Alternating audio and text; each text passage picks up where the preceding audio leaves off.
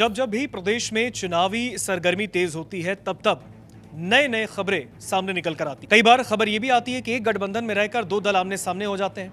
कई खबर यह भी आती है कि एक गठबंधन के अंदर जो दल है वो विपक्ष में भी जाने के लिए राजी हो जाता है अगर मनचाही बात पूरी हो जाए। लेकिन बात यहां पर हो रही है बीएमसी के चुनाव की, महाराष्ट्र की। दरअसल बीएमसी का चुनाव और इस पूरे मामले पर सीट बंटवारा, आखिर किस दल को कितनी सीट मिले। महाराष्ट्र के अंदर महायुति का एक गठबंधन है यानी एनडीए। इसमें एकनाथ शिंदे की पार्टी है और उसके साथ भारतीय जनता पार्टी है।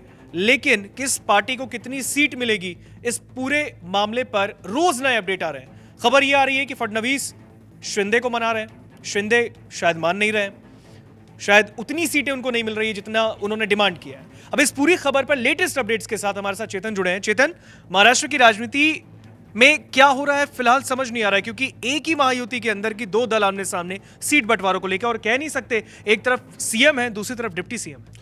नहीं, बिल्कुल। और अपने आप में ये बड़ी बात भी हो जाती है। देखिए, इससे पहले जो स्थानीय चुनाव के नतीजे महाराष्ट्र में सामने आए उस पर भी सबकी नज़रें थी, क्योंकि वो भी अपने आप में एक बड़े ही चुनाव थे। हालांकि लोकल चुनाव हो जाते हैं, लेकिन जो ज़मीनी चुनाव होते हैं ना, उसका एक बहुत बड़ा असर आने वाले बड़े चुनावों पर पड़ता है। अब जो स्थानीय चुनाव यहाँ पर नतीजे आए उसमें 288 सीटों में से 215 जो सीटें थी वो महायुति ने कब्जे में कर ली, जबकि जो महाविकास आघाड़ी थी वो कहीं ना कहीं खराब प्रदर्शन के साथ ही मैदान में रही और एमवीए को सिर्फ 51 जो शीर्ष पदों पर जीत जो है वो कहीं ना कहीं हाथ लगी है। पूरे चुनाव में बीजेपी सबसे बड़ी पार्टी यहाँ पर उभर कर सामने आई और इस बात का जो जश्न है वो प्रधानमंत्री नरेंद्र मोदी ने भी बनाया। उन्होंने भी बधाई जो है वो सबको दी। अपने एक्स प्लेटफॉर्म पर उन्होंने एक जो पोस्टर है वो साझा किया था। ठीक।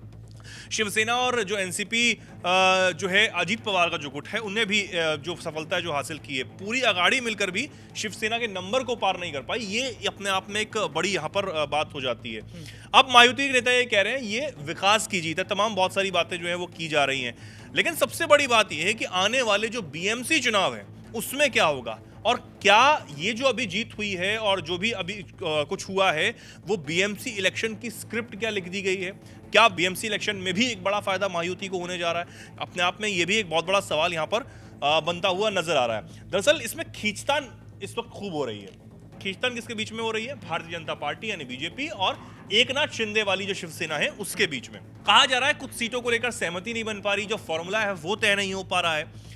बीजेपी ने शिवसेना के लिए नया सीट फॉर्मूला जो है पेश किया है, लेकिन कहा यह जा रहा है शिंदे जो है, शिंदे गुट जो है वो इसको मान नहीं रहा। 90 सीटों का ऑफर भारतीय जनता पार्टी की तरफ से दिया गया है शिंदे गुट को, लेकिन ये प्रस्ताव शिवसेना को कम लग रहा है। वो ये चाहते हैं कि हम और सीटों पर चुनाव लड़ें और सीटें मांग रहे हैं। उप मुख्यमंत्री शिंदे जो हैं करीब 2 दर्जन सीटों की और ज्यादा मांग कर रहे हैं। वो ये कह रहे हैं कि हमें और जो सीटें हैं वो चाहिए। 90 सीटों पर काम तो नहीं बन पाएगा क्योंकि हमारा दबदबा जो है और ज्यादा सीटों पर है। गठबंधन की जो पहली बैठक है वो शिंदे गुट की शिवसेना ने 125 सीटों की मांग लगभग रखी है। पहली बैठक बताया जा रहा है बीएमसी चुनाव को लेकर हो रही है और बीजेपी ने अब तक केवल 52 सीटें देने का ही प्रस्ताव जो है वो दिया था।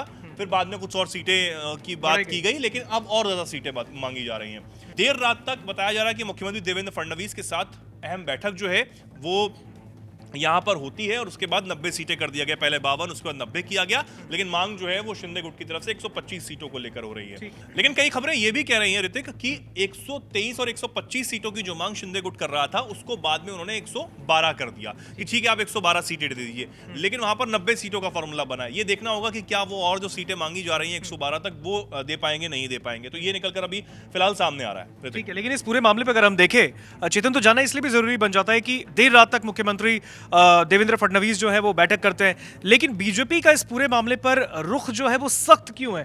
क्यों वो एकनाथ शिंदे की बात नहीं मान रहे हैं? पहले 52 फिर 90, लेकिन अगर वो कह रहे हैं कि हमें 120 एटलीस्ट 25 नहीं तो 120 तक तो सीट दीजिए, क्यों आखिर बीजेपी का रुख सख्त है?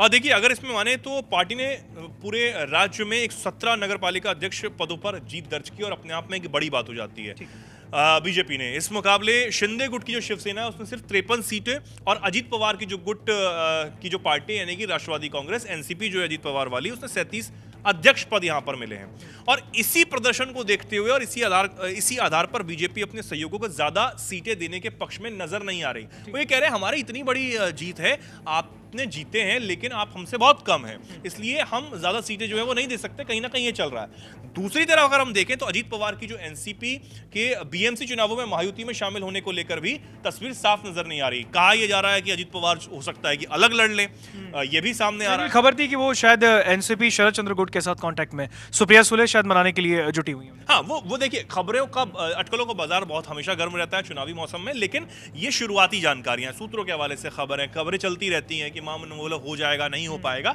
लेकिन ये खबरें अभी फिलहाल सामने आ रही हैं। अगर एनसीपी मुंबई के बीएमसी चुनावों में गठबंधन के तहत चुनाव लड़ती है तो मौजूदा सीटें बंटवारे की जो पूरी रणनीति होगी उसको फिर से विचार करना पड़ेगा, क्योंकि एक तरफ जो शिंदे गुट है वो ज्यादा सीटें मांग रहा है, दूसरी तरफ अजीत पवार भी अपना दावा ठोकेंगे कि हमें भी ज्यादा सीटें हैं, वो दीजिए। एनसीपी के जो वरिष्ठ नेता है सुनील तटकरे, उन्होंने कहा कि अजीत पवार और प्रफुल्ल पटेल के मुंबई आने के बाद इस पर आखिरी फैसला हो सकता है, लेकिन फिलहाल अटकलों का बाजार पूरी तरीके से गर्म है और जो सियासत है वो कहीं ना कहीं अब तेज होती हुई जो है वो नजर आ रही है। एक खींचतान जो है वो कहीं ना कहीं महायुति में बनी हुई है। देखना होगा कि बीजेपी सामने जो अपने सहयोगी हैं उनको कितनी सीटें दे पाती है और अपने पिछले प्रदर्शन को देखते हुए चाहे वो एनसीपी हो या फिर शिंदे गुट की शिवसेना हो, वो कितनी सीटें पाने के लिए बीजेपी को मना लेती है। एक बड़ी पार्टी बीजेपी की वर्कर सामने आई है। बिल्कुल बिल्कुल, अगर आप देखें इस पूरे मामले के बाद से, क्योंकि महाराष्ट्र की राजनीति की जो तस्वीर है वो पूरी बदल गई। जब महाराष्ट्र में विधानसभा के चुनाव हुए उस वक्त एकनाथ शिंदे पहले मुख्यमंत्री हुआ करते थे, तब डिप्टी सीएम देवेंद्र फडणवीस थे, लेकिन अब तस्वीर अलग है। अब बीजेपी बड़े भाई की भूमिका में है महाराष्ट्र के अंदर। देवेंद्र फडणवीस देर रात तक मीटिंग बुलाते हैं, बातें होती हैं, सीटों को लेकर मंथन जारी होता है, लेकिन इस पूरे महायुति के अंदर वो कैसे एकनाथ शिंदे, क्योंकि पहले 52 अब 90, अब शायद उनकी डिमांड 125, अब देखना होगा कि अजीत पवार के भी गुट को कैसे मनाया जाएगा, क्योंकि वो भी महायुति के एक सहयोगी। खबर ये है कि वो बाहर जाके लड़ सकते हैं, विपक्षी के साथ मिलकर बीएमसी का चुनाव लड़ सकते हैं। तो कहीं ना कहीं ऐसे में एनडीए के अंदर बीजेपी, भारतीय जनता पार्टी, इस डैमेज कंट्रोल को कैसे रोकेगी, कैसे इस पूरे मामले को ठीक करेगी, ये देखने वाली बात होगी।